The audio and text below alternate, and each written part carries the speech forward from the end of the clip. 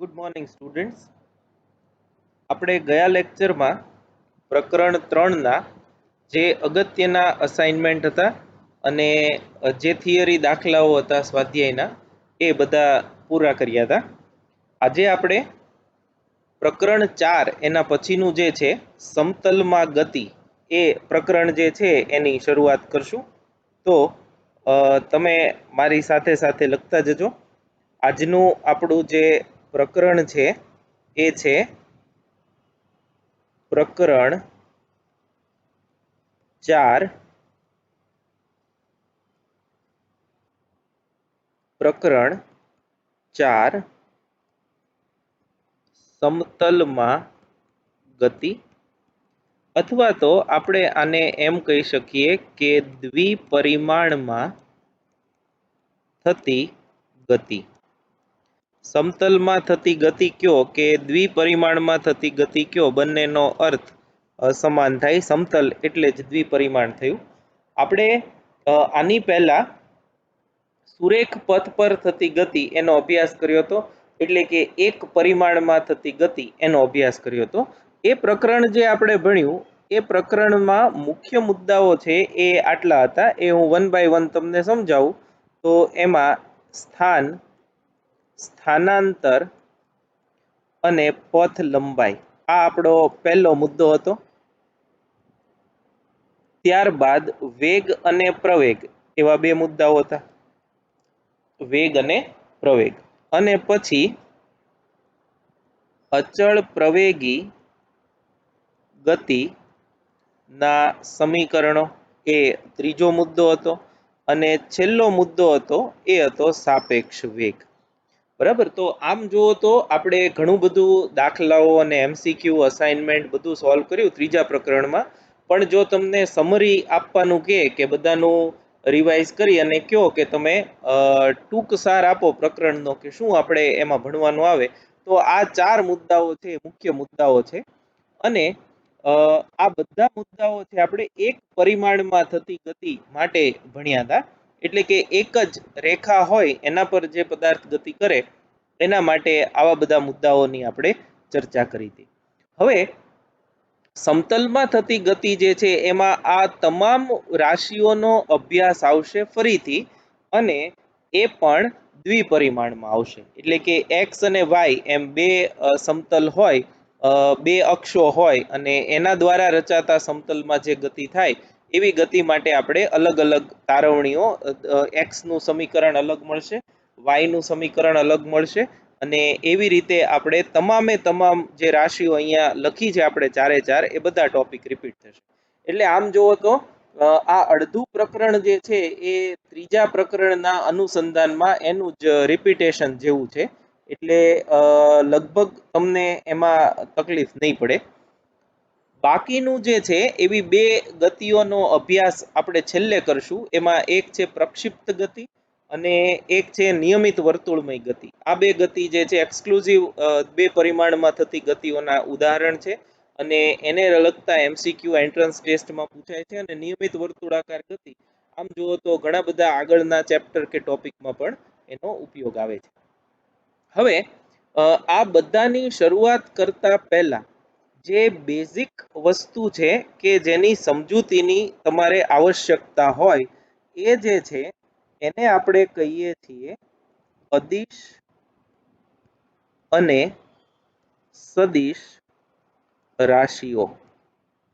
અદિશ રાશિઓ અને સદિશ રાશિઓ આ બંને જે છે એ શું છે અને એનો દ્વિપરિમાણમાં ગતિ એટલે કે સમતલમાં થતી ગતિમાં શું રોલ છે એનો આપણે અભ્યાસ કરવાનો છે. તો આપણો પહેલો ટોપિક તમે જો ટેક્સ્ટ બુકમાં જુઓ તો ટેક્સ્ટ બુકમાં પેજ નંબર 65 નંબરના પેજ પર ટેક્સ્ટ બુકમાં આ પ્રકરણ શરૂ થાય છે. ટોપિક 4.1 પ્રસ્તાવનાનો છે એ તમે વાંચી લેજો. આખા પ્રકરણની અંદર શું ભણવાનું છે એનો આખો અહેવાલ જે છે એ આપેલો છે. 4.2 જે છે સદિશ અને અદિશ રાશિઓ, ત્યાંથી આપણે આપણા પ્રકરણની શરૂઆત કરીએ છીએ. તો તમે 9મા ધોરણમાં સદિશ અને અદિશ રાશિઓ કોને કહેવાય અને એનો શું ઉપયોગ છે એ તમે ભણી ગયા છો. એનું આપણે પુનરાવર્તન કરી અને આગળ વધીએ. તો પહેલું હું અહીંયા લખું છું, અદિશ ભૌતિક રાશિઓ. અદિશ ભૌતિક રાશિઓ.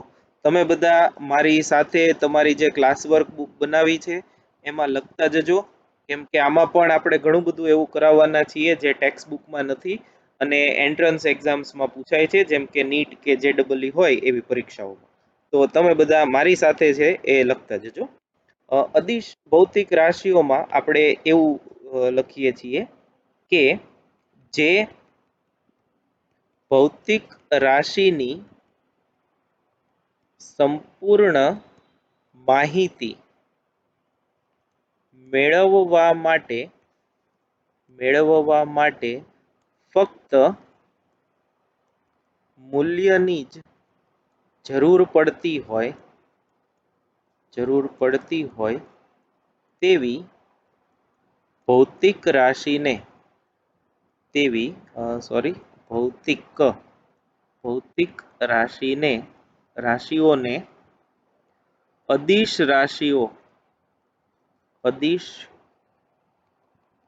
ભૌતિક રાશિઓ કહે છે.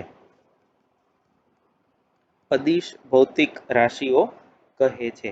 હવે તમને અદિશ અને સદિશની પ્રાથમિક સમજૂતી તમે 9મા ધોરણમાં એવું ભણીને આવ્યા છો કે જેને દિશાની જરૂર પડે એને સદિશ કહેવાય ને દિશાની જરૂર ન પડે એને અદિશ કહેવાય.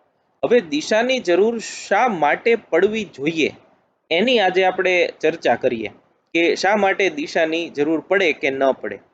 આપણે ભૌતિક વિજ્ઞાનમાં એટલે કે ફિઝિક્સમાં કામ શું હોય તો કે આપણે જુદી જુદી ભૌતિક રાશિઓ સાથે નો સંબંધ જે છે એ મેળવવાનો હોય અથવા તો ભૌતિક રાશિઓ મેળવવાની હોય. જેમ કે બળ છે, વેગ છે, પ્રવેગ છે, દળ છે, ઘનતા છે, દબાણ છે, ક્ષેત્રફળ છે, કદ છે, સમય છે, આ બધી ભૌતિક રાશિઓ છે એવું તમે પ્રકરણ 2માં અને પ્રકરણ 1માં થોડું ભણી ગયા છો.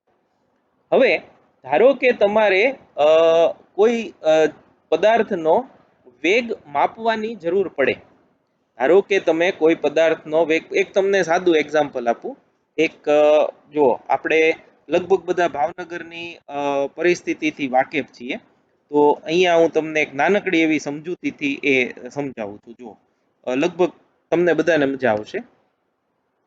આ ધારો કે આપણું ગુરુકુળ છે, સરદારનગર ગુરુકુળ જે છે એ અહીંયા આગળ આવેલું છે.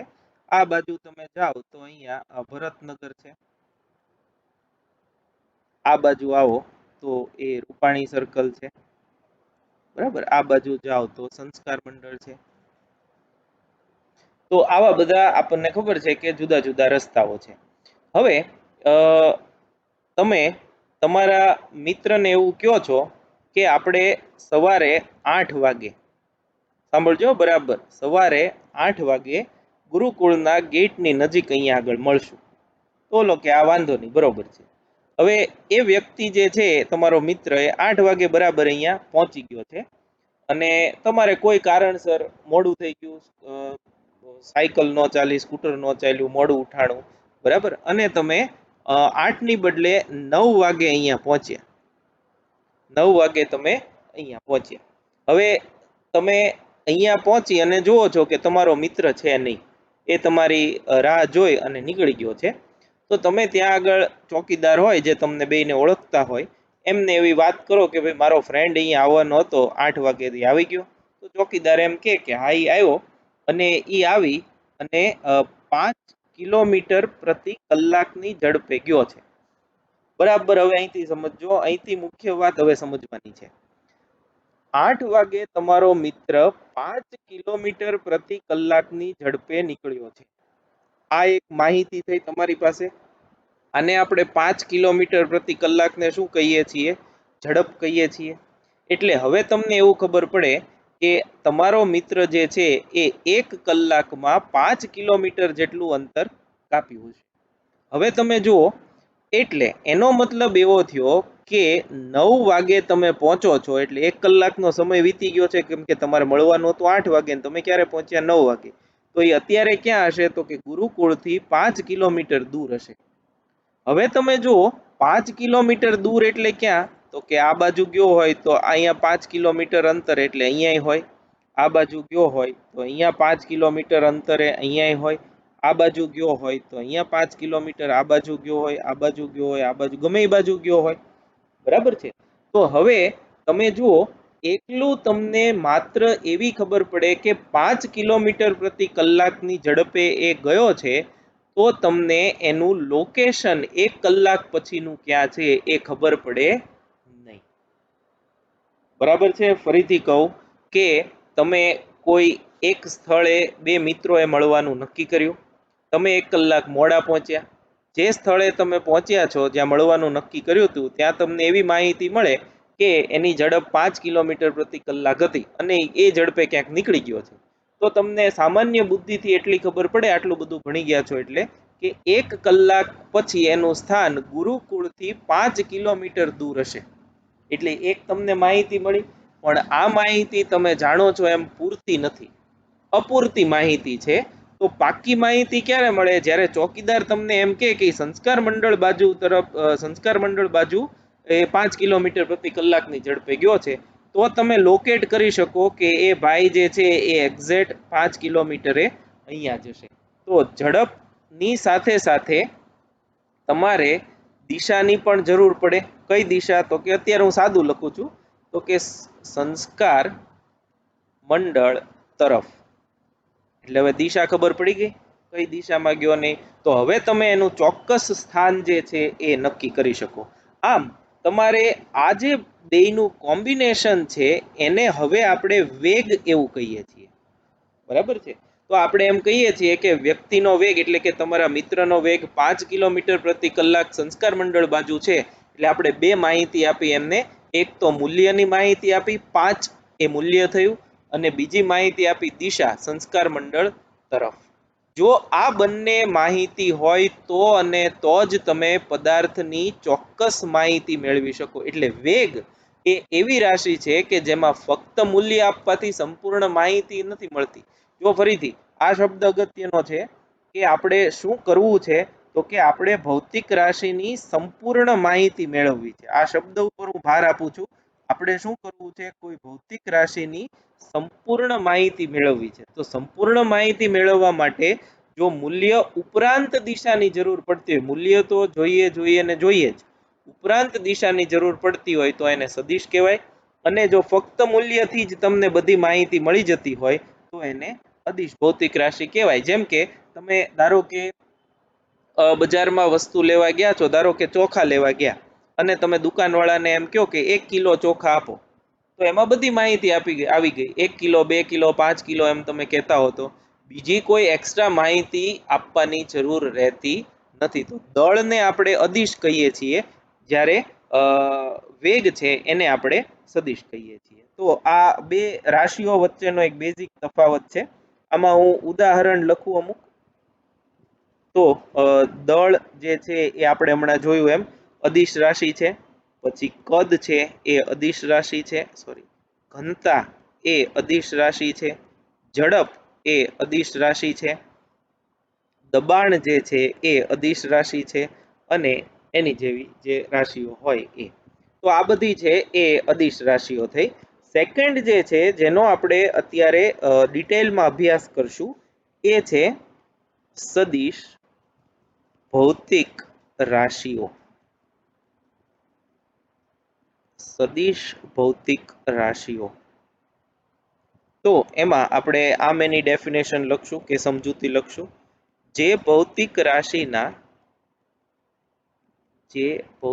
રાશિની સંપૂર્ણ માહિતી મેળવવા માટે મૂલ્ય ઉપરાંત દિશાની પણ જરૂર પડે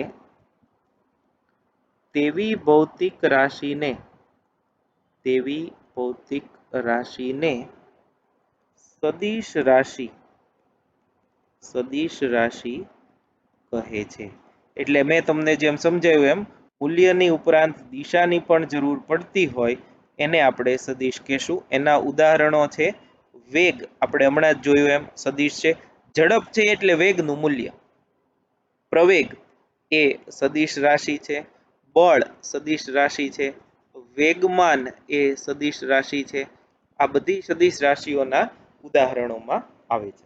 હવે અદિશ રાશિનું જે બીજગણિત છે એ બહુ સામાન્ય અને સાદું બીજગણિત છે. એને જેમ આપણે સરવાળા, બાદબાકી, ગુણાકાર, ભાગાકાર જે સંખ્યાઓના ભણી ગયા છીએ એવી જ રીતે સદિશ રાશિઓ જે છે એનું બીજગણિત કે એના ગુણાકાર, ભાગાકાર કરી શકાય. પણ અદિશ રાશિઓનું બીજગણિત જે છે એ સાવ જુદું છે અને એની આપણે પહેલા ભાગમાં ચર્ચા કરવાની છે. તો આપણે લગભગ ઓલમોસ્ટ 2 કે 3 લેક્ચર જે છે એ અદિશ અને સદિશ રાશિઓ પૈકી સદિશ રાશિઓના બીજગણિતના જ છે અને એ બધા લેક્ચર જે છે એ તમને આજીવન કામ લાગશે. એટલે ફક્ત 11મા ધોરણમાં નહીં, પરંતુ જ્યાં સુધી તમે ફિઝિક્સ મેથ્સમાં રહ્યો છો ત્યાં સુધી તમારે સદિશ રાશિઓનું બેઝિક જે નોલેજ જે છે એની જરૂર પડશે. એટલે અત્યારે જે હું ટોપિક કરાવું છું આ ઇમ્પોર્ટન્ટ ફોર એવર, ખાલી 11મા પૂરતું નહીં, ફિઝિક્સ આ વિષય માટે આ અગત્યનો. આને આપણે કહીએ છીએ સદિશોનું બીજગણિત. એને ઇંગ્લિશમાં આપણે કહેશું વેક્ટર એલ્જિબ્રા. આ આમ જુઓ તો ગણિત અને ફિઝિક્સનું કોમ્બિનેશન છે અને બહુ સહેલું છે. તમને આ જેમ જેમ ભણતા જશો એમ એમ વધુ મજા આવતી જશે. તો આપણે એ 1 બાય 1 શરૂ કરીએ. ટેક્સ્ટબુકમાં જે પહેલો ટોપિક છે આપણે એની ઉલ્લેખ જે છે એ છેલ્લે કરવાના છીએ. સ્થાન અને સ્થાનાંતર સદિશો એવો ટોપિક એક આપ્યો છે. એ આપણે અત્યારે સ્કીપ કરીએ છીએ, એની કંઈ જરૂર છે નહીં. એટલે એ આપણે જ્યારે વેગની શરૂઆત કરશું, વેગ અને પ્રવેગની સમજૂતીની, ત્યારે એ કરશું. એટલે 4.2.1 ટોપિક જે છે એને આપણે અત્યારે સ્કીપ કરીએ છીએ. નેક્સ્ટ જે છે એ છે સદિશોની સમાનતા. એમાં અમુક ડેફિનેશન્સ છે સદિશોની સમાનતા એ ટોપિકમાં. એટલે આનો સબ ટોપિક જે છે એ છે પહેલું સદિશોની સમાનતા. અચ્છા, એની પહેલા એક તમને સદિશ કેવી રીતે દોરવાનો હોય એ સમજાવી દો, પછી આપણે એની સમાનતા તરફ જઈએ. તો અલગ તમે એક ટોપિક છે, આપણે અહીંયા હું તમને દર્શાવું છું. સદિશની ચિત્રાત્મક એટલે આકૃતિના સ્વરૂપમાં, આકૃતિ સ્વરૂપે રજૂઆત. આ આમ જુઓ તો પરીક્ષાલક્ષી પ્રશ્ન નથી, પણ આ બહુ બેઝિક માહિતી છે. એક એક્ઝામ્પલ લઈ અને હું એ સમજાવું તમને. એક્ઝામ્પલ, એક વ્યક્તિની ઝડપ અથવા તો એક વ્યક્તિનો વેગ ઉત્તર દિશામાં 5 કિલોમીટર પ્રતિ કલાક જેટલો છે. બરાબર, આ એક એક્ઝામ્પલ છે. વેગ એ સદિશ રાશિ છે, આપણે જાણીએ છીએ. તો એમાં બે વસ્તુ આવી જશે. હમણાં આપણે જોયું એમ મૂલ્ય અને દિશા. તો મૂલ્ય જે છે એ 5 કિલોમીટર પ્રતિ કલાક અને દિશા જે છે એ ઉત્તર આપી છે. હવે આપણે આ વ્યક્તિના વેગને રજૂ કરતો સદિશ દોરવો છે. તો કેવી રીતે દોરવાનો? તો આપણે અહીંયા હું લખું છું, સદિશને સમતલમાં તીર વડે રજૂ કરવામાં આવે છે. આ તીર એવી રીતે દોરવામાં આવે છે કે જેથી તેની લંબાઈ, બરાબર સમજો, તેની લંબાઈ સદિશના મૂલ્ય જેટલી અને તીરની દિશા જે દિશામાં સદિશની અસર હોય તે દિશામાં રાખવામાં આવે છે. હવે જો બે વસ્તુ, સદિશને સમતલમાં દોરવો હોય તો શું કરવાનું, તો કે એક તીર વડે સદિશને રજૂ કરવામાં આવે છે. સદિશને રજૂ કરવા માટે તીરનો ઉપયોગ થાય છે. હવે આ તીર કેવી રીતે દોરવાનું, તો કે ગમે એમ મન ફાવે એમ નથી દોરવાનું. આ તીર એવી રીતે દોરવાનું કે જેથી કરીને તીરની લંબાઈ જે છે, એટલે જે તીર શરૂ થાય ત્યાંથી પૂરું થાય ત્યાં સુધીનું લંબાઈ એ સદિશનું મૂલ્ય દર્શાવે અને દિશા જે છે એ તીરની એવી રાખવાની કે જે સદિશના અસર જે છે સદિશની એ દિશામાં હોય. તો જુઓ, આપણે આ દિશાઓ જે છે એ આમ ભણી ચૂક્યા છીએ. આ આપણે જાણીએ છીએ નોર્થ, સાઉથ, ઈસ્ટ અને વેસ્ટ, એટલે ઉત્તર, દક્ષિણ, પૂર્વ, પશ્ચિમ. હવે તમને આ દાખલો ઉદાહરણ આપણે જે લીધું છે એ એક્ઝામ્પલ જુઓ તો કે વેગ ઉત્તર દિશામાં 5 કિલોમીટર પ્રતિ કલાક છે. તો આપણે ધારો કે કોઈ એક સ્કેલ માપ પસંદ કરી લઈએ કે 1 કિલોમીટર પ્રતિ કલાક 1 કિલોમીટર પ્રતિ કલાક બરાબર 1 સેન્ટીમીટર એવું અત્યારે આપણે લઈએ. તો આપણને ખબર છે કે ઝડપ જે છે એ 5 કિલોમીટર પ્રતિ કલાક છે. જો 1 કિલોમીટર પ્રતિ કલાક 1 સેન્ટીમીટર લઈએ તો 5 કિલોમીટર પ્રતિ કલાક બરાબર 5 સેન્ટીમીટર થાય. તો આપણે એક તીર દોરવાનું કે જેની લંબાઈ 5 સેન્ટીમીટર હોય અને એની દિશા ઉત્તર તરફ હોય. તો ધારો કે અહીંથી અહીં સુધીનું અંતર 1 કિલોમીટર છે. તો હું પહેલા એક સદિશ દોરી નાખું. આ જે છે તીર કે જેની અસર ક્યાં હોય, ઉત્તર દિશામાં, એટલે ઉત્તર દિશામાં દોરેલું તીર થયું. આ ધારો કે 1 સેન્ટીમીટર, આ 2, આ 3, આ 4 અને આ 5. તો આ તીરની લંબાઈ જે છે એ 5 સેન્ટીમીટર જેટલી થઈ. તો આ જે છે આ વ્યક્તિના, જે ઉપર આપણે ઉદાહરણ લીધું છે, વ્યક્તિના વેગને રજૂ કરતો સદિશ થયો. વ્યક્તિના વેગને સદિશ એટલે આકૃતિ રૂપે દોરવો હોય તો એક તીર દોરવાનું, ટૂંકમાં એવું કહીએ છીએ, કે જેની લંબાઈ જે છે એ આટલું થાય. હવે તમે એમ કે 3 કિલોમીટર પ્રતિ કલાક એની ઝડપ છે. તો એવા કિસ્સામાં શું થશે, તો કે એવા કિસ્સામાં ઝડપ જે છે એ 3 કિલોમીટર પ્રતિ કલાક હોવાથી આ તીર જે આપણે દોરીએ છીએ એ તીરની લંબાઈ 3 સેન્ટીમીટરની રાખવાની. 2 હોય તો 2 સેન્ટીમીટરની. તમને એમ કે પશ્ચિમ તરફ છે તો ડાબી બાજુ તીર દોરવાનું, પૂર્વ તરફ છે જમણી બાજુ દોરવાનું, દક્ષિણ હોય તો નીચેની બાજુ દોરવાનું, ઉત્તર પૂર્વ હોય તો ઉત્તર અને પૂર્વની વચ્ચે દોરવાનું. એ તમને જે દિશા આપી હોય એના પરથી નક્કી થશે. હવે આને કઈ રીતે આપણે દર્શાવીએ છીએ સિમ્બોલ એ આપણે જોઈ લઈએ. સદિશને દર્શાવવા માટેનો સંકેત. તો જે સદિશ રાશિ હોય એનો સિમ્બોલ લખવાનો. જેમ કે અહીંયા આગળ વેગ છે એટલે આ વી એ એનો સંકેત થયો. અને એ સદિશ છે એવું દર્શાવવા માટે એને ઉપર એક નાનકડી એવી તીરની નિશાની કરવાની. અથવા તો જે રાશિ જે છે એને આપણે ઘાટી કરીને લખીએ છીએ, અને બોલ્ડ લેટર્સ ઇંગ્લિશમાં આપણે કહીએ છીએ. જેમ આપણે અસાઇનમેન્ટમાં કેમ જવાબને બોલ્ડ કરીએ છીએ, એટલે ટેક્સ્ટબુકમાં તમે જોશો તો આવી રીતે જે ઘાટી કરેલી રાશિઓ છે એને સદિશ કીધી છે. આપણને આ થોડું અનુકૂળ ન પડે લખવામાં, એટલે આપણે વી લખી એની ઉપર એરો કરશું, એને સદિશ તરીકે દર્શાવશું. તો સદિશ રાશિને આપણે જે તે એનો સંકેત છે એ લખી અને એના ઉપર નાનકડું એવું તીર બોલશું. આને ને બોલાય. અને કેવી રીતે બોલવાનું, તો એ આપણે કહીશું વેક્ટર વી. ઇંગ્લિશમાં વેક્ટર વી, અને જો ગુજરાતીમાં બોલવું હોય તો સદિશ વી. બરાબર, બે રીતે બોલાય છે. આપણે જનરલી વેક્ટર વી એમ બોલશું. તો આ જે છે એ સંકેત છે.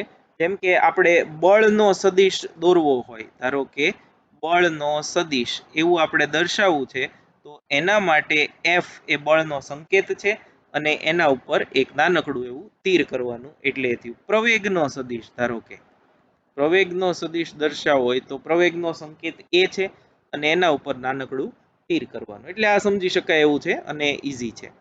હવે અમુક વખતે આપણે સદિશના ફક્ત મૂલ્યની જ જરૂર પડશે, તો એ તમને એક જણાવી દઉં કે સદિશના મૂલ્યને દર્શાવવા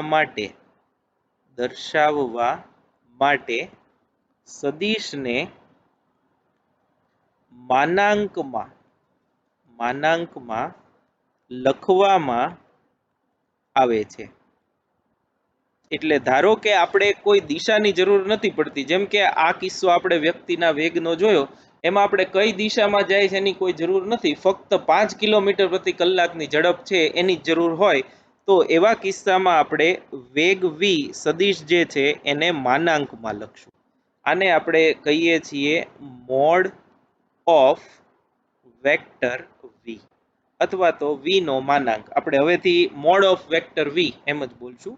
અને આમ ન દર્શાવવું હોય તો ખાલી v એવું લખવામાં આવે ત્યારે સમજવાનું કે અદિશ છે. રાશિ સદિશ હોય તમને ખબર છે, પણ ઉપર એરો ન કરેલો હોય તો તમારે એ અદિશ છે એવું સમજવાનું. આપણે આ બંનેનો વારંવાર ઉપયોગ કરશું જેથી કરી અને તમે એના સંકેતોથી ફેમિલિયર થઈ જાઓ. તો આ જે છે એ સદિશને સમતલમાં આકૃતિ સ્વરૂપે કેમ દોરવી એની આ પ્રાથમિક માહિતી છે. હવે આપણે એના પરથી જે સદિશોની સમાનતાના 4 મુદ્દાઓ છે એને આપણે વન બાય વન ડિસ્કસ કરીએ. હું અત્યારે ખાલી એ કયા છે 4 મુદ્દાઓ એ હું લખું છું, એની સમજૂતી હમણાં નીચે જે મટીરિયલનું પેજ આપ્યું છે એના પરથી હું તમને કરાવું છું. તો સદિશોની સમાનતામાં 4 પ્રકારના સદિશો આપણે જોશું. એક જે છે એ છે સમાન સદિશો, બીજું જે છે એ છે સમાંતર સદિશો, ત્રીજું જે છે એ છે પ્રતિ સમાંતર સદિશો, અને ચોથું જે છે એ છે અસમાંતર સદિશો.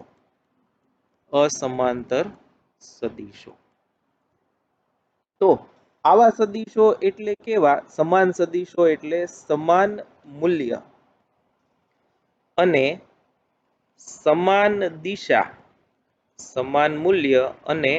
સમાન દિશા ધરાવતા સદિશો. એને આપણે શું કહેશું?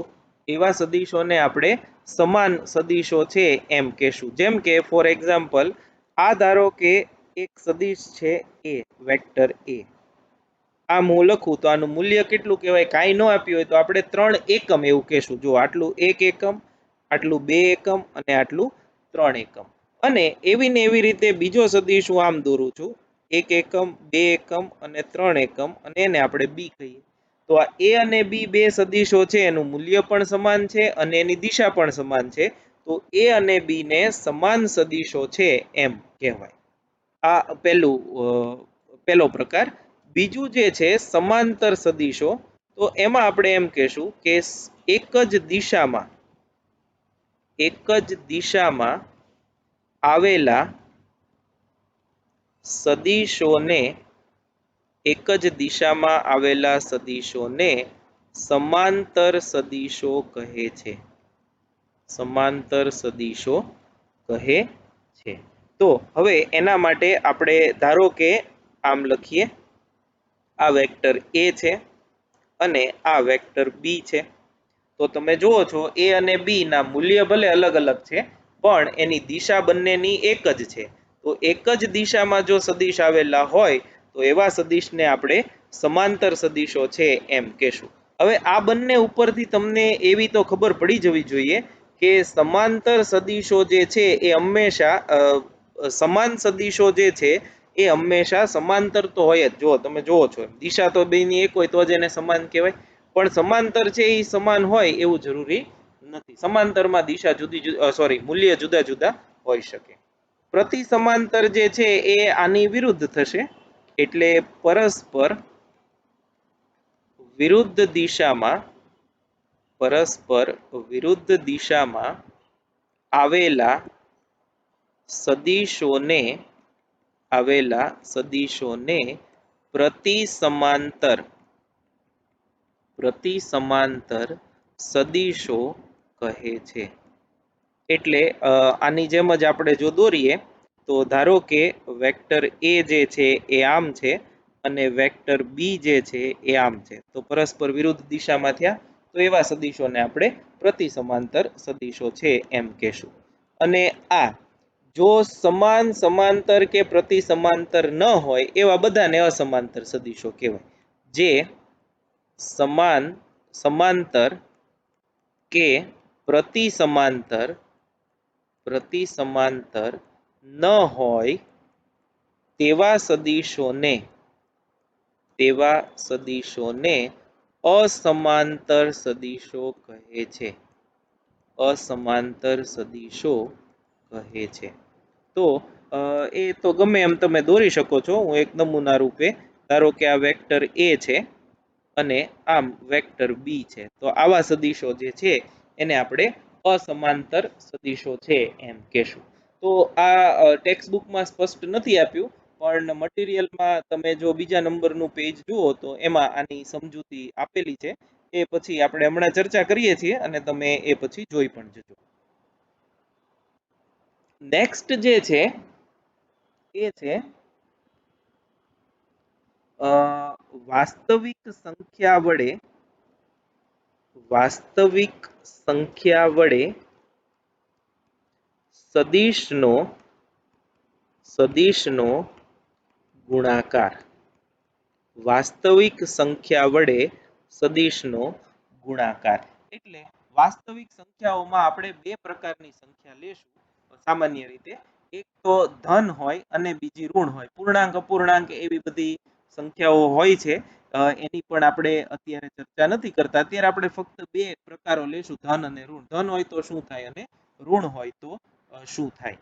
તો આપણે એની બહુ સાદી અને સરળ સમજૂતી છે, સમજાઈ જાય એવી જ છે, કોમન સેન્સ થી પણ. ધારો કે એક સદિશ વેક્ટર એ છે, સદિશ એ છે અને તેને વાસ્તવિક સંખ્યા એને આપણે કહેશું લેમ્ડા સાથે ગુણવામાં આવે છે. એટલે હવે જે નવો સદિશ મળે એ લેમ્ડા ઇન્ટુ એ વેક્ટર થશે. જેમ કે 5 હોય તો તમે 5 ઇન્ટુ એ કરો, 5 જે છે એ વાસ્તવિક સંખ્યા છે. હવે આમાં લેમ્ડાની બે શક્યતા છે. ક્યાં તો લેમ્ડા ગ્રેટર ધેન 0 હોય એટલે કે ધન વાસ્તવિક સંખ્યા હોય, અથવા તો લેમ્ડા લેસ ધેન 0 હોય એટલે કે ઋણ વાસ્તવિક સંખ્યા હોય. તો જો ધન વાસ્તવિક સંખ્યા વડે સદિશનો ગુણાકાર કરવામાં આવે તો સદિશનું મૂલ્ય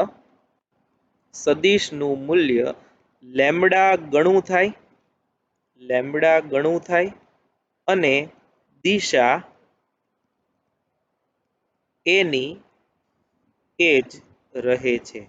એટલે દિશામાં કોઈ ફેર ન પડે, મૂલ્ય છે એ લેમ્ડા ગણું થઈ જશે.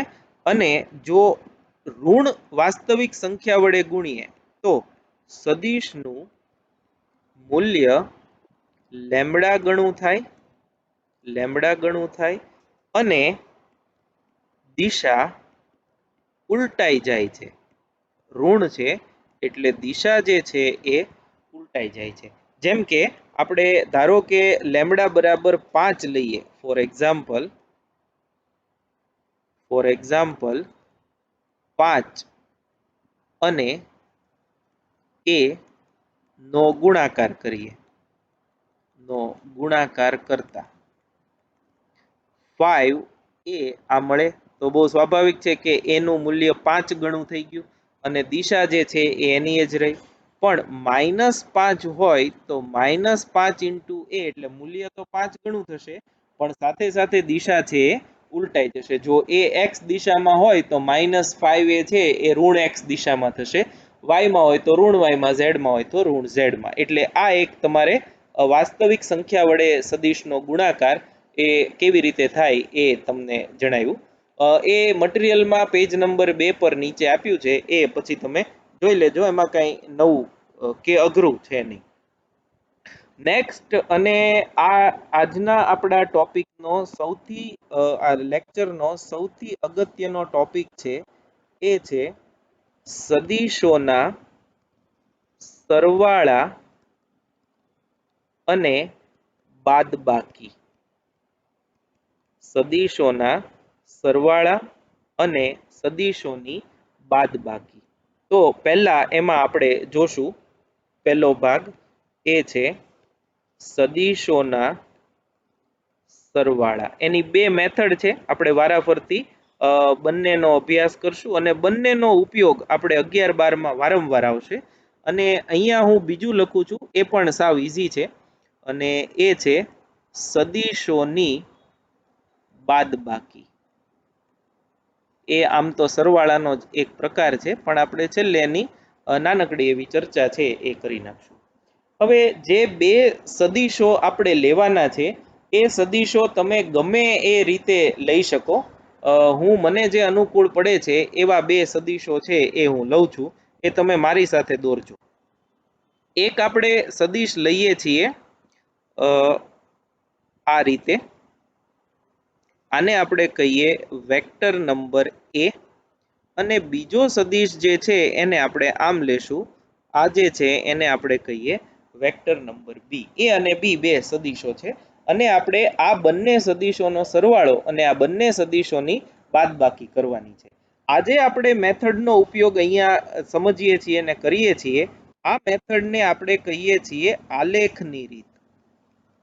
આ જે છે એ છે આલેખની રીત. પછી આલેખમાં પણ કેવી રીતે કરવું એ હું તમને છેલ્લે આખું ડિસ્કસ કરી અને સમજાવું છું કેમ કરવાનું. તો સદિશોના સરવાળા માટેની જે બે મેથડ છે એમાં પહેલી રીત જે છે એ છે ત્રિકોણની રીત.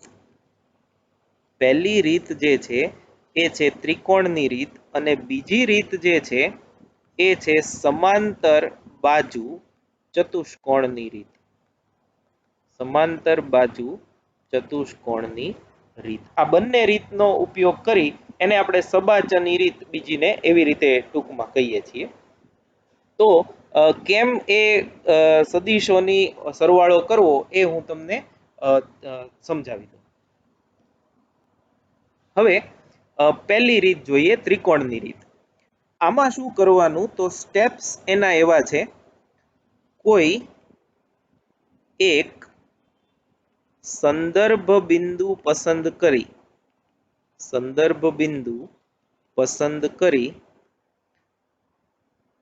ગમે તે એક સદિશને, ગમે તે એક સદિશને ત્યાંથી દોરો. ગમે તે એક સંદર્ભ બિંદુ પસંદ કરી એક સદિશ જે છે એને આપણે ત્યાંથી દોરવાનો.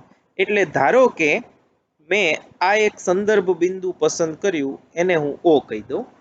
વેક્ટર એ જે છે એને એમને આપણે દોરી દેવાનો, પણ ઓ થી દોરવાનો. ધારો કે આ વેક્ટર એ છે અને આ પી છે, એટલે હું અહીં લખું છું ઓ પી વેક્ટર બરાબર શું થશે, વેક્ટર પી. બરાબર છે. એટલે એક સદિશને ત્યાંથી દોરવાનો છે. નાઉ નેક્સ્ટ પોઈન્ટ, બીજા સદિશને, આ અગત્યનું છે, બીજા સદિશને એવી રીતે દોરો, એવી રીતે દોરો કે જેથી તેની ટેલ, ટેલ એટલે પૂંછડી, એટલે કે જ્યાંથી સદિશ શરૂ થાય છે એ, જેથી તેની ટેલ પ્રથમ સદિશ એટલે કે અહીંયા વેક્ટર એ ના હેડ એટલે કે માથું, તીર જે છે એને આપણે હેડ કહીએ છીએ, ના હેડ પર આવે.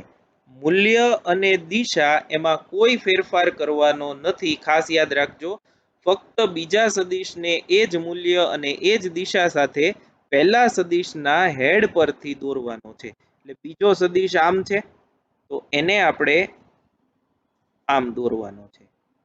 એટલે આ થયો વેક્ટર બી. આને હું ક્યુ કહું તો આપણે એમ લખી શકીએ કે ઓ ક્યુ જે વેક્ટર મળ્યો એ વેક્ટર છે એ બી થયો.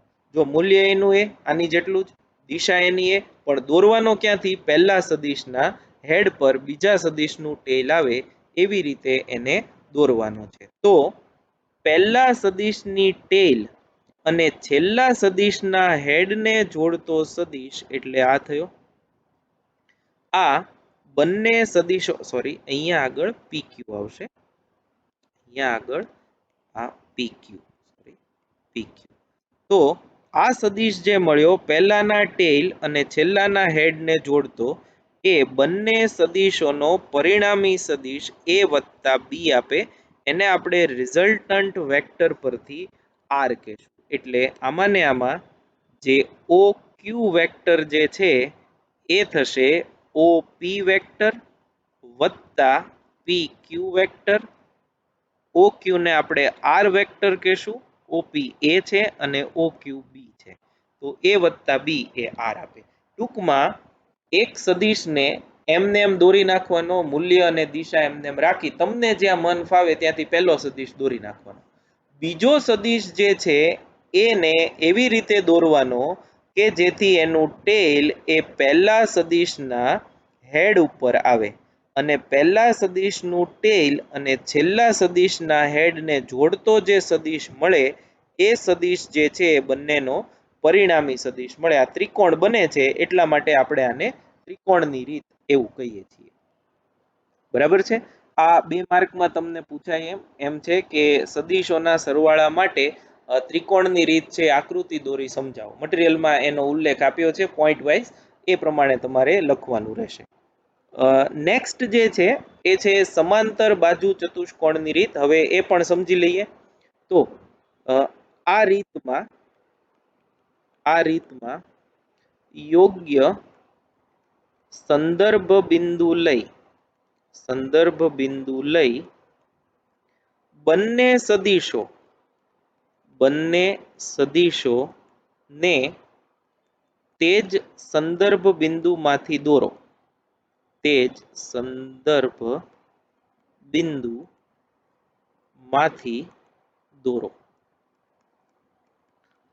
સંદર્ભ બિંદુમાંથી દોરો. હવે એ હું અહીંયા દોરું છું. ધારો કે આ એક સંદર્ભ બિંદુ લીધું O. હવે A અને B મૂલ્ય દિશા એમને એમ રાખવાની, પણ હવે બંનેને O માંથી દોરવાના છે. એટલે આને આપણે દોરીએ તો આમ થયો. આને આપણે OP કહીએ, બરાબર વેક્ટર A. અને બીજો જે છે એને આપણે આમ દોરવાનો છે, OQ કહીએ. આ વેક્ટર જે છે એ B, OP અને OQ. એટલે હું અહીં લખું છું OP બરાબર વેક્ટર A અને OQ બરાબર વેક્ટર B. હવે નેક્સ્ટ સ્ટેપ જે છે એ આવું છે. OP આકૃતિમાં તમે જુઓ છો એમ, અને OQ એટલે કે જે બે સદિશો આપણે લીધા છે ને સંલગ્ન સમાંતર બાજુ દોરી સમાંતર બાજુ ચતુષ્કોણ પૂર્ણ કરો. હવે એ હું તમને બતાવું કેવી રીતે કરવાનું એ. તો જુઓ, OP ને સંલગ્ન સમાંતર બાજુ એટલે આમ થશે, અને OQ ને સંલગ્ન સમાંતર બાજુ એટલે આમ થશે. બરાબર છે. આને ધારો કે OPQS નામ આપીએ. તો આપણો જે સમાંતર બાજુ ચતુષ્કોણ થયો એ OQSP આવો. OP ને સંલગ્ન સમાંતર બાજુ QS થઈ અને OQ ને સંલગ્ન સમાંતર બાજુ PS થઈ. તો આવી રીતે બંને સદિશોની સામે સમાંતર બાજુઓ બનાવી અને સમાંતર બાજુ ચતુષ્કોણ પૂર્ણ કરો. એ ચતુષ્કોણ આપણા કિસ્સામાં કયો થયો? તો તો કે ઓ ક્યુ એસ પી આ સમાંતર બાજુ ચતુષ્કોણ એ આપણે પૂરો કર્યો. તો આ ચતુષ્કોણનો વિકર્ણ જે છે, આ ચતુષ્કોણનો વિકર્ણ એ બંને સદિશોનો સરવાળો આપે. એટલે આ a વત્તા b જેટલો હોય અને એને આપણે r કહેશું. એટલે કે આમાં OS જે છે એ આપશે વેક્ટર a વત્તા વેક્ટર b બરાબર વેક્ટર r. તો આ જે છે એ સમાંતર બાજુ ચતુષ્કોણની રીત થઈ. ફરીથી સમજાવી દઉં.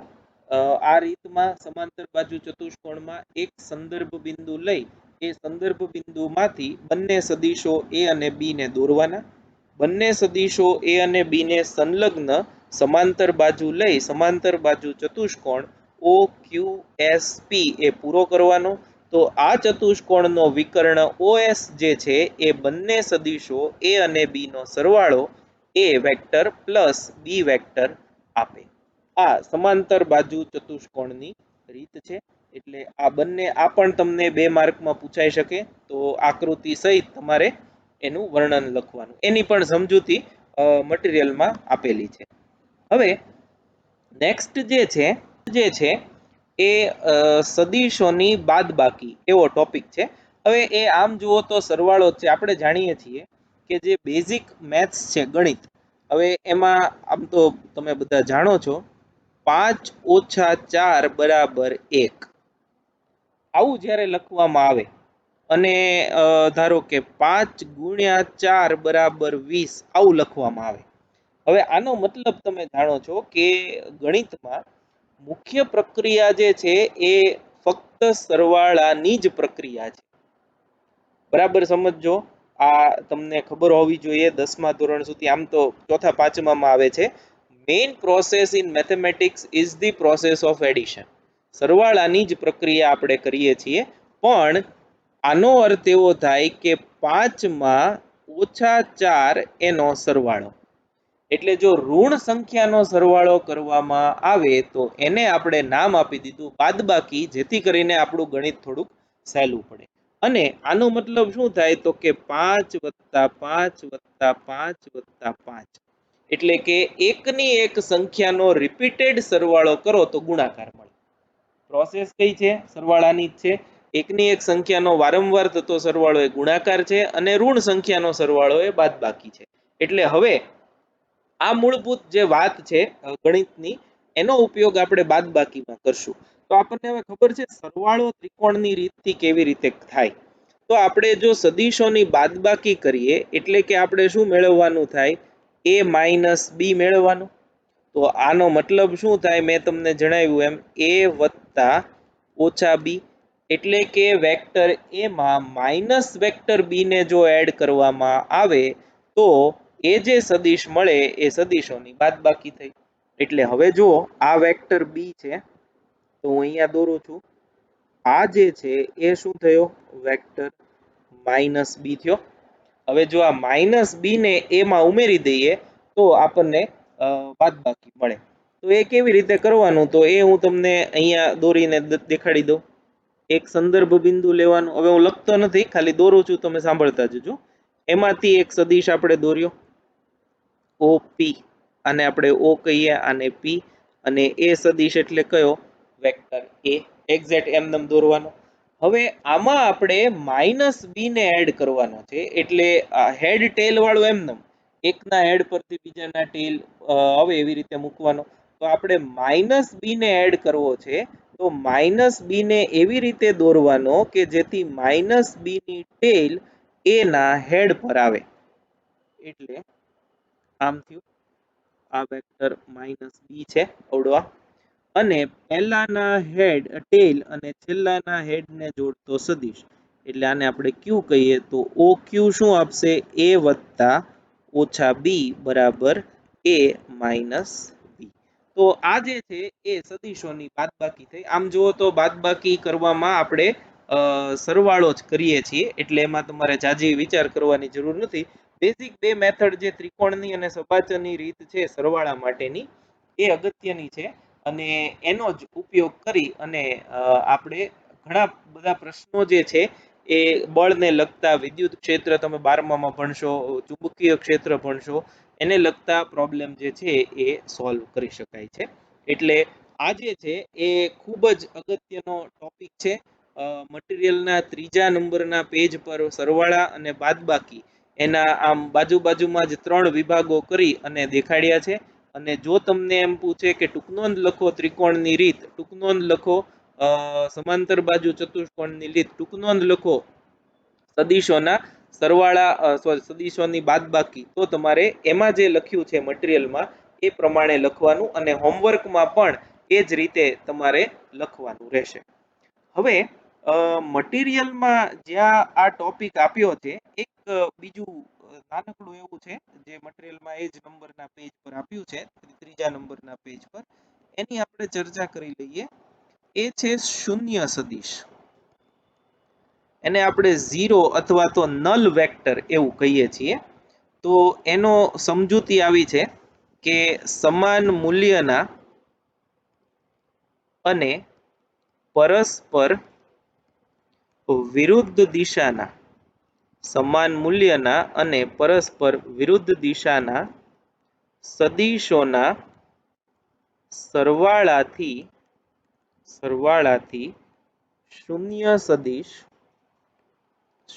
સદિશ મળે છે. હવે આપણે જાણીએ છીએ કે ધારો કે વેક્ટર એ હોય એમાં આપણે માઇનસ એને ઉમેરી દઈએ તો જવાબ છે એ 0 જ આવશે. તો એ 0 જે છે એને આપણે વેક્ટર એવું નામ આપશું. એટલે કોઈ ભૌતિક રાશિ સદિશ હોય અને એનું મૂલ્ય શૂન્ય હોય તો એવા સદિશને આપણે શૂન્ય સદિશ કહેશું. જેમ કે આપણે સ્થિર ઊભા હોઈએ તો આપણને ખબર છે કે આપણા પર ગુરુત્વ બળ જે છે પૃથ્વીનું એ નીચે તરફ લાગતું હોય અને લંબ બળ જે છે એ માથાની ઉપર તરફ લાગતું હોય. બે સમાન મૂલ્યના વિરુદ્ધ દિશાના હોય એટલે આપણા પરનું પરિણામી બળ સ્થિર હોય, એટલે શૂન્ય હોય, એટલે આપણે સંતુલનમાં રહી શકીએ છીએ. તો આ કિસ્સામાં બળને રજૂ કરતો સદિશ એ શૂન્ય સદિશ છે એમ કહી શકાય. તો આ જે છે શૂન્ય સદિશનું એક બોક્સ તમને આપ્યું છે, એ તમે વાંચશો એટલે તમને એ ખબર પડી જશે.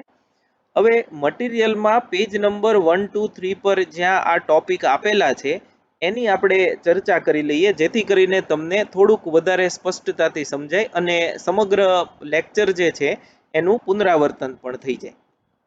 તો આ મટીરિયલમાં જે આપેલું છે એ છે હેડિંગ છે સમતલમાં થતી ગતિ, પ્રકરણ નંબર 4 એવું આપેલું છે. તો પહેલો ટોપિક જે છે એ છે સદિશ અને અદિશ રાશિઓ. તો જુઓ, જે રાશિઓના ફક્ત મૂલ્યો જાણવાથી તેમના વિશેની સંપૂર્ણ માહિતી મળતી હોય તો તેને અદિશ રાશિ કહેવાય. જેમ કે પથ લંબાઈ, ઝડપ, તાપમાન, દળ, ઘનતા, કદ, કાર્ય, ઉર્જા, પાવર, દબાણ, આ બધી રાશિઓ જે છે એ સદિશ રાશિઓ છે. અને જો સંપૂર્ણ માહિતી મેળવવા માટે મૂલ્ય ઉપરાંત દિશાની પણ જરૂર પડતી હોય તો તેવી રાશિઓને સદિશ રાશિ કહેવાય. જેમ કે સ્થાનાંતર છે, વેગ છે, પ્રવેગ, બળ, વેગમાન, ક્ષેત્રફળ, ટોર્ક. હવે આ ટોર્ક જે છે એ તમારે પ્રકરણ 7માં આવશે. એટલે બધાને પૂછ નહીં કરતા ટોર્ક શું છે, ટોર્ક શું છે, એ બધાનો ઉપયોગ જે છે એ તમારે પ્રકરણ 7માં એનો ઉલ્લેખ, એની માહિતી બધું આવશે. અત્યારે ખાલી એટલું યાદ રાખી લો કે ટોર્ક જે છે એ સદિશ રાશિ છે. નેક્સ્ટ જે છે એ મેં તમને જે કીધું એમ, સદિશ રાશિને આપણે દર્શાવવી હોય સંકેતના સ્વરૂપમાં તો એની સંજ્ઞા પર તીર મૂકીએ છીએ અથવા તો એને ઘાટી કરીને દર્શાવીએ છીએ. જેમ કે બળના સદિશને વેક્ટર એફ અથવા તો બોલ્ડ એફ કરીને બતાવે, એવી રીતે વેગ અને સ્થાનાંતરનું સદિશ. જો ખાલી મૂલ્ય જ જોતું હોય તો મૂલ્ય માટે આપણે સદિશની જે સંજ્ઞા છે એને માનાંકમાં મૂકીએ છીએ અને તીર વગર લખીને દર્શાવે. બે એકનું એક જ છે. એટલે બળનું મૂલ્ય અહીંયા જે 3 છે એના ને એના મૂલ્યો અહીંયા બતાવ્યા છે, એ તમારા જાણકારી માટે. હવે સદિશની આકૃતિ સ્વરૂપે રજૂઆત. તો જો સદિશ રાશિને તીર વડે રજૂ કરવામાં આવે છે અને એ તીર કેવી રીતે દોરવાનું, તો કે સદિશનું મૂલ્ય તીરની લંબાઈ આપે અને સદિશની દિશા જે અસર સદિશની હોય એ દિશામાં દોરવામાં આવે. એટલે ધારો કે આપણે 1 એકમ બરાબર 1 સેન્ટીમીટર એવું નક્કી કરીએ તો આ જે પી ક્યુ આખો વેક્ટર છે એને આપણે એ કહીએ તો એ કેટલાનો છે? 5 સેન્ટીમીટર લંબાઈનો છે. એટલે આ 5 એકમ મૂલ્ય ધરાવતો સદિશ થયો. આ મેં તમને વિસ્તારપૂર્વક તો ઉપર સમજાવ્યું છે, તેમ છતાં અહીંયા જ્યાં આગળ તીરની નિશાની છે એને આપણે હેડ કહેશું, ઇંગ્લિશમાં ગુજરાતીમાં એને આપણે શીર્ષ કહેશું, અને જેથી વેક્ટર શરૂ થાય છે એને આપણે ટેલ કહેશું, ગુજરાતીમાં એને આપણે પુચ્છ કહેશું. એટલે ટેલ જ્યાંથી વેક્ટર શરૂ થાય એ, અને હેડ જ્યાં વેક્ટર પૂરું થાય અથવા તો તીરનો જે સંકેત છે એ આપણો હેડ થશે. નાઉ નેક્સ્ટ જે છે એ છે જેની અસર ઉત્તર દિશામાં હોય તેવા 5 એકમ મૂલ્ય ધરાવતા સદિશને આકૃતિમાં દર્શાવ્યો છે. કોને હેડ કહેવાય, કોને ટેલ કહેવાય, ને કેમ દોરવાની અને તીરની નિશાની ક્યાં રાખવાની એ તમને અહીંયા બતાવી છે. આ એનું સમરી છે અથવા તો સાર છે સદિશને દોરવા માટે. એવી રીતે દોરવાનો કે જેથી લંબાઈ સદિશનું મૂલ્ય આપે અને તીરની દિશા એ સદિશની દિશા જ્યાં હોય ત્યાં રાખવામાં આવે. નેક્સ્ટ જે છે એ મેં તમને કીધું એમ સદિશોની સમાનતા વિશેનો વાત છે. એમાં સમાન, સમાંતર, પ્રતિ સમાંતર, અસમાંતર સદિશો. જો સદિશોના મૂલ્ય અને દિશા એક સમાન હોય તો એને સમાન સદિશો એવું કહેવાય. જો એક જ દિશામાં સદિશો હોય તેને સમાંતર કહેવાય, પરસ્પર વિરુદ્ધ દિશામાં હોય તો પ્રતિ સમાંતર કહેવાય, અને આ બે સિવાયના તમામ સદિશોને અસમાંતર સદિશો કહેવામાં આવે છે. આ સેકન્ડ નંબરના પેજ પર તમને આપેલું છે. બીજગણિત અહીંથી શરૂ થાય છે. એમાં પહેલો ટોપિક જે છે એ છે વાસ્તવિક સંખ્યા વડે સદિશનો ગુણાકાર. એમાં સદિશને વાસ્તવિક સંખ્યા વડે ગુણતા તેનું પરિણામ સદિશ રાશિ જ હોય છે. જો લેમ્ડા સદિશ એ સાથે ગુણવામાં આવે તો બે શક્યતા. જો એ ગુણવામાં આવેલી રાશિ ધન હોય તો સદિશનું મૂલ્ય લેમ્ડા ગણું અને દિશા એની એ જ રહે છે. પણ જો ઋણ સંખ્યા વડે ગુણવામાં આવે તો મૂલ્ય લેમ્ડા ગણું થાય અને દિશા એ સદિશ જે ઓરિજિનલ હોય એની વિરુદ્ધ દિશામાં આવે છે. તો આ એ સદિશોનું બીજગણિત છે. ઇમ્પોર્ટન્ટ ટોપિક જે છે એ આ છે, અને એ છે સદિશોના સરવાળા અને બાદબાકી. આ આમ જુઓ તો સદિશોનો સૌથી અગત્યનો ટોપિક છે, most important topic of vector.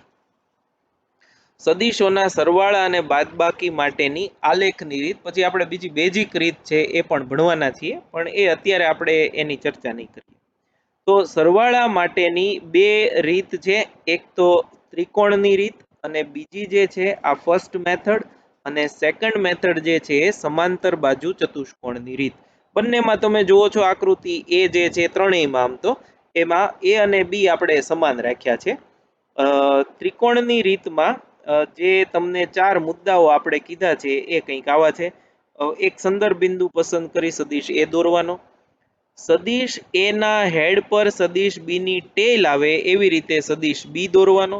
તો પહેલાનું ટેલ છેલ્લાના હેડને જોડતો સદિશ જે છે એ પરિણામી સદિશ છે, અને એ આકૃતિ બી માં બતાવ્યો છે કેવી રીતે એ પરિણામી સદિશ મળે.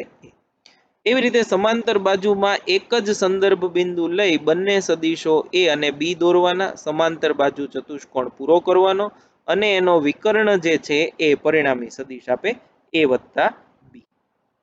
એ આકૃતિ બી માં બતાવ્યો છે, અને એમાં માઇનસ બી ને જો ઉમેરવામાં આવે તો આપણને બાદબાકી કરીને એટલે કે સદિશ એ અને બી ની બાદબાકી મળે છે.